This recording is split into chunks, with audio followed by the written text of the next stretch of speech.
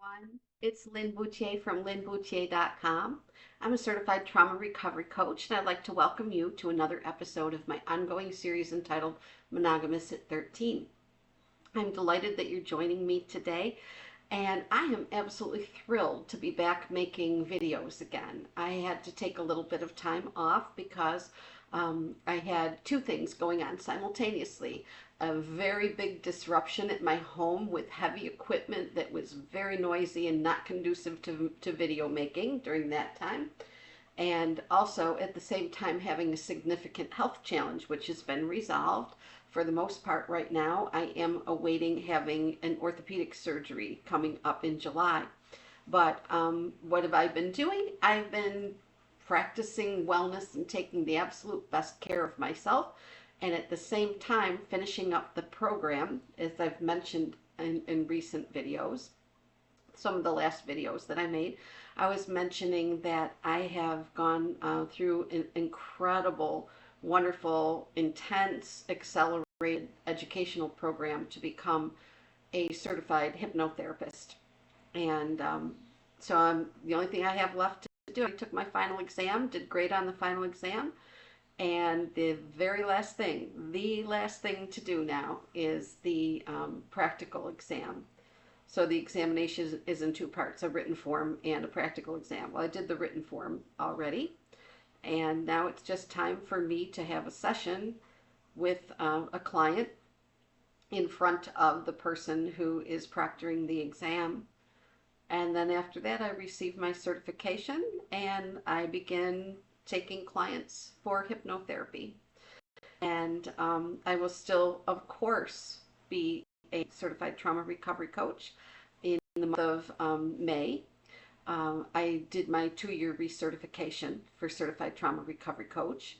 And so now I have proven my continuing education and my hours of supervision and all of the requirements to be able to continue on as a certified trauma recovery coach in good standing.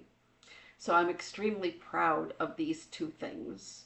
And for those of you who may have been a little bit concerned about where I went, I had three major things going on, not just two, but there were three major things.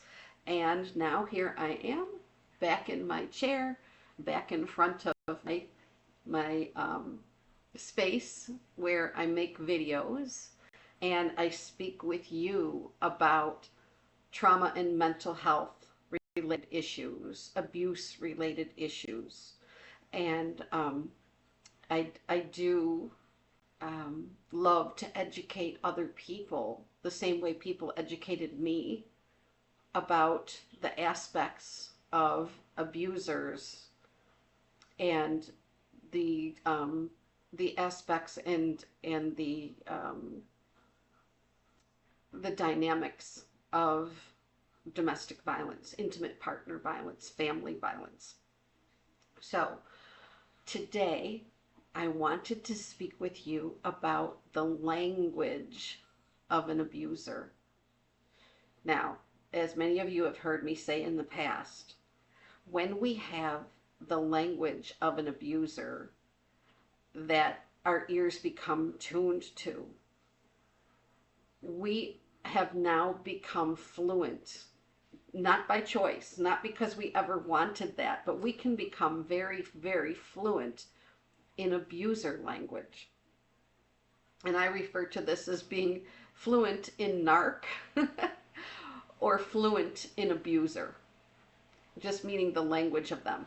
Okay, and again, another thing that I have pointed out in the past is that this comes directly from the very best domestic violence counselors and abuse educators that I have ever known, that I have ever had the good pleasure of working with, because they helped me when I was going through separating and recognizing that I was a lifelong experiencer of domestic violence.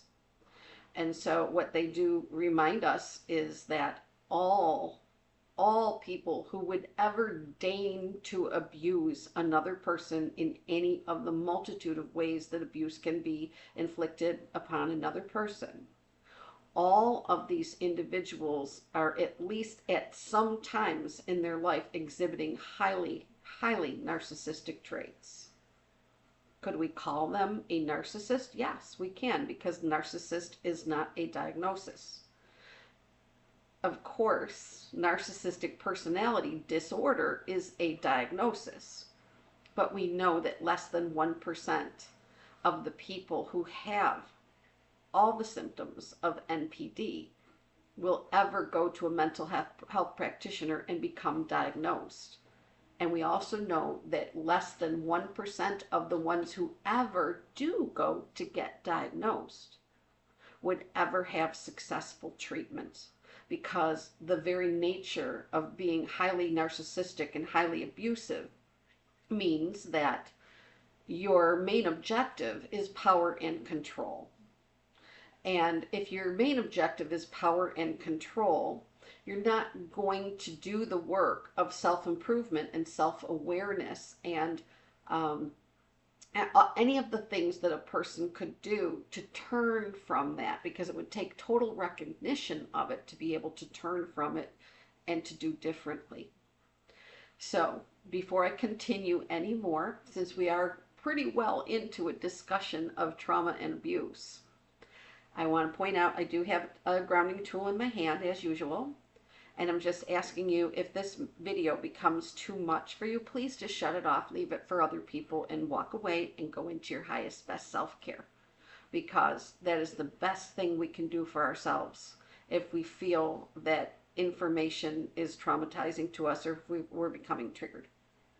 So with that, I will continue. Oh, one other thing before I continue, sorry about that, is if you have not already subscribed to my channel, could you please, I would love it so much if you would just take 1 second to hit the subscribe button now. And there will be, a ton of information, more information coming to you to help you to sort all this out. And I have wonderful resources that are other practitioners that I can point my clients and my viewers into in the direction of their material as well, which I love to do. But all of this is so much more helpful for you if you like, subscribe, and share. Put any of my videos that you would choose onto any platform where you would like to share it. I so much appreciate shares. And what this does is it really broadens the information that's available to trauma and abuse survivors. And then we can reach so many more people who need this information. So thank you so much for doing that right now. And please put comments on other people's comments. Put comments in the comment section, because it really, really helps the algorithm to help the videos be found by the people who truly need it. All right, so today, when we get into the details now of the language, being fluent in narc language, or being fluent in the language of narcissists or abusers, there are 2 tools that they use, and I'm using notes today because I want to absolutely get this right. It's very important. So they do 2 things. The first one is the use of something called quantitative adverbs. And that another way of saying that is adverbs of frequency. So you might not be familiar with what it's called, but I bet you're really familiar with what it sounds like. So now I'm going to show you what it sounds like when an abuser or a highly narcissistic person in your life is using quantitative adverbs, and they're putting them inside their cannon, pointing at you and firing. And I know that's very graphic language, but that is what it feels like to our nervous system, because it sounds like, and there's always the word you in front of it, or your name in front of it. And it is directed at you to wound you, to keep you on your back foot, to make you feel insecure, to make you feel controlled and manipulated, to make you feel powerless, to make you feel wrong, to make you feel weakened, to make you feel cautious, anxious, scared, underloved, undervalued, devalued, dehumanized, just to put you in the lowest place that they can put you is the whole purpose of using their quantitative adverbs or adverbs of frequency. So they sound like this. You always do that. You never do this. Everyone thinks you're horrible. No one can stand you. You're constantly doing this thing I hate. Everything is always your fault. It is the language, especially, it is the language of hint dropping. They drop hints like little bombs. They lay them in the ground in your life like little landmines. Some of them don't feel so little. So the next one, number 2, and then after I give you the second one, I'll speak a little bit more about what way they use these and the damage that they do with them. Okay, so the second one is superlatives, and most of us are quite familiar with what superlatives in language are. So that, the examples of the superlatives that they might use are the best, the worst, you are an angel, or you are the devil, you are that bad, you're just absolutely evil. So you're angelic or you're evil. You're the most loving, or you're the most hateful, you're the most destructive, or you're the most helpful, the most gorgeous, the ugliest, the fastest, the slowest, the smartest, the dumbest.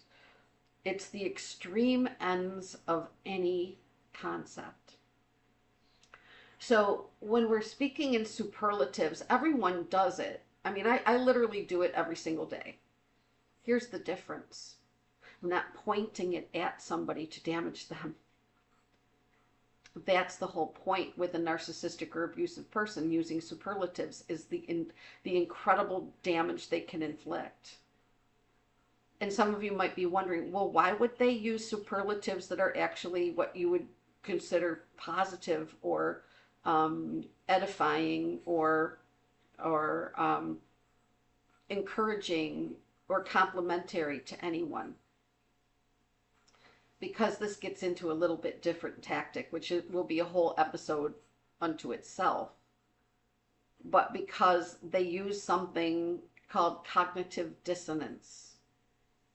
And they use another tactic that's called positive reinforcement, or intermittent, actually more accurately, intermittent reinforcement. Meaning sometimes they're going to throw you a bone, and other times they're going to throw you an explosive, a Molotov cocktail of words and behaviors. So when we have this dichotomy, again, what does it do? It causes uncertainty, anxiety, unsteadiness, keeping you on your back foot, feeling off balance, feeling unsure, feeling afraid or unable to move forward, unable to make a decision. Should I stay or should I go? We shut down. We go into a freeze state. And my friends, as a certified trauma recovery coach, I can also tell you that sometimes when we take to our bed or go silent or not engage with friends, don't go anywhere, we're, doing things like excessively eating, or, literally binging, or if we use substance. I'm not a person who does that, but I truly do understand as a trauma coach why people do use substance and all of that stuff. All of those responses are flight responses, and some of them are freeze responses to trauma. This is the after effect that the language of the narcissistic abuser is hoping will have this effect on you. Okay, their intent, their goal, either consciously or subconsciously. Some of them have been doing it since very young age, manipulating and controlling and injuring and abusing other people. That they seem to have almost no awareness of it. And others are keenly aware of what they're doing, and some are kind of in between. But the use of quantitative adverbs, always, never, constantly, everyone, no one, and superlatives, the most loving, most destructive, the most gorgeous, the ugliest, the fastest, the slowest, the smartest, the dumbest, the extreme ends of every concept. These two tools are in the toolbox of the abuser, and they are not letting go. They're not going to stop it. They're not going to change it. So what can we do about it? We can learn and tune our ears and become people who literally are the interpreters of narc language. My ears are tuned. I'm fluent in narc. And then I have a mechanism inside of me that I've developed where I say, oh, no, no, no, no, no. You're not doing that to me. You're not speaking that way to me, and I am not having the same responses that I've always had to this, because I'm growing and evolving and strengthening and healing. And the most precious thing in the world to me is my amazing, wonderful mind and my full complement of emotions and feelings, and knowing, being able to separate what I want from what I don't want, and from what I tolerate from what I don't tolerate. So we can, with this knowledge, we can develop a bit of a force field around ourselves where they can just be pointing and firing that garbage at us all day long, and it's almost like the magnetosphere around the Earth. I'm getting into my space science, space weather nerd stuff for a second, but the Earth has a magnetosphere around it. It's been there for all time, and what it does is it protects us from blasts of solar radiation that could be coming in to our atmosphere, but we have the magnetosphere that protects us. It bounces off. So we can put that imaginary magnetosphere around our actual being when we have this information, because we can't control that person, but we can make it so that a whole lot less of the garbage they throw at us with their inappropriate, toxic, hurtful, disgusting language doesn't get in. It just bounces off the force field, and we go, oh yeah, I'm fluent in narc. I know exactly what that is. That is not getting to me today. It's just not. I have life to live. I have amazing things to be doing. I have so much creativity inside of me to just pour out into the world each and every day, and to pour into myself as well. And creativity is one of the ways that we do our self-care.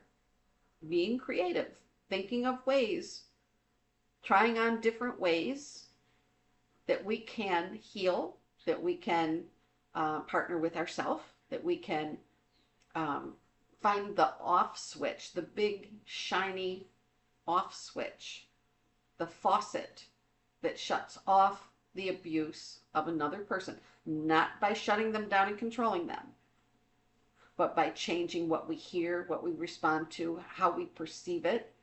And so, and we can, inside or outside of ourselves, we can say, that garbage that they just said about me is absolutely false. There's nothing, there's not one syllable of that that's even true about me. Therefore, my magnetosphere caught it. It's not getting in, and I am so healthy right now. I'm doing great because their garbage did not get past the filter today.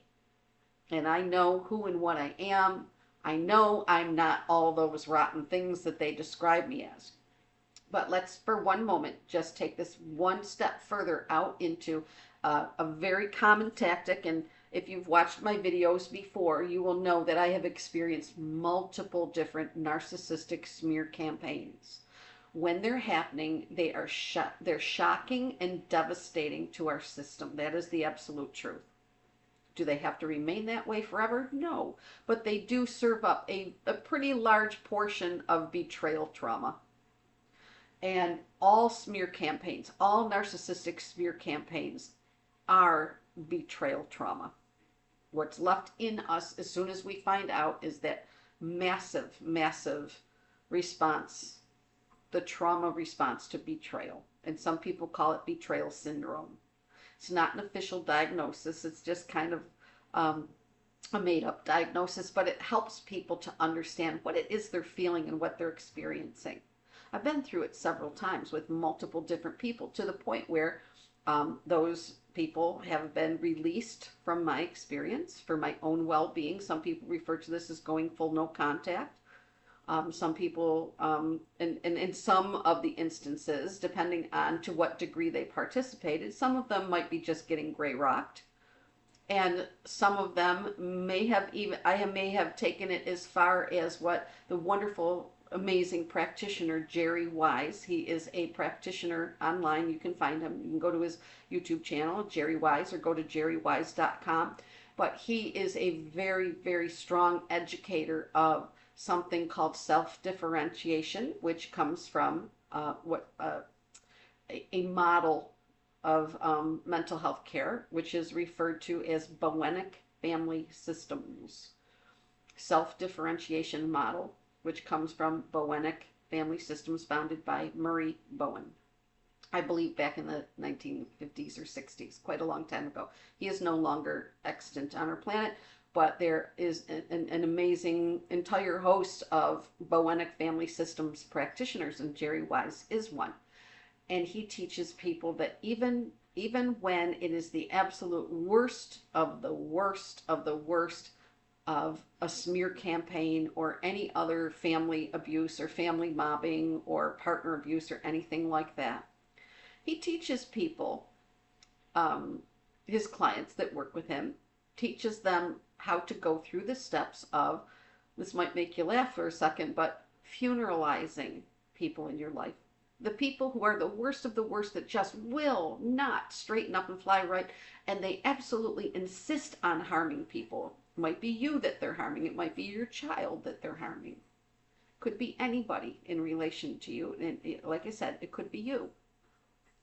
But when it was me, and it was so severe that I knew that there's nothing that I could ever do to get this person to change, it was a massive revelation to me that it's so much easier than just putting my shoulder right up against a giant stone, just trying to push a boulder with my shoulder. I don't mean to speak in rhyme, but trying to do that is pointless, it's futile, it's exhausting, and I could hurt myself.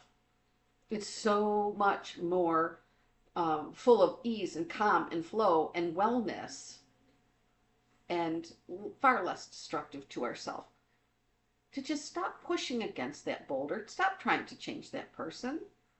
And if you absolutely have to, you could take the nuclear option, which is funeralize them, and they never ever get told that you've done that.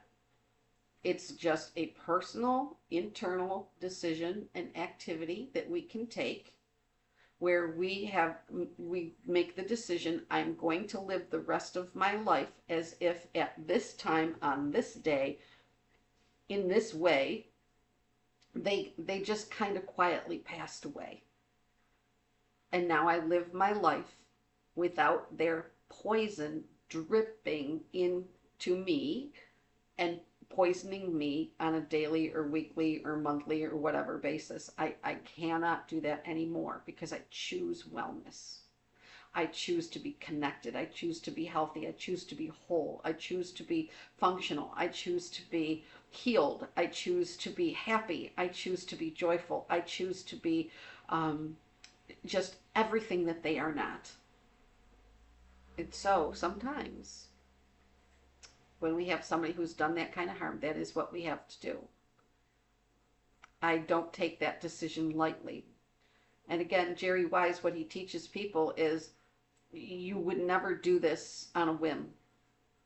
You would go through an entire process, almost like getting divorced. Most people don't just wake up one morning and file for divorce and have it finished by the end of the week and just start their new life over again. Most of us would put in the time to go through counseling, or to at least have a little bit of time to learn about the legal process, to learn about the property division, to talk to the individual that we're divorcing. Well, it's not quite like that, but what I'm saying is it's not a sudden rash decision.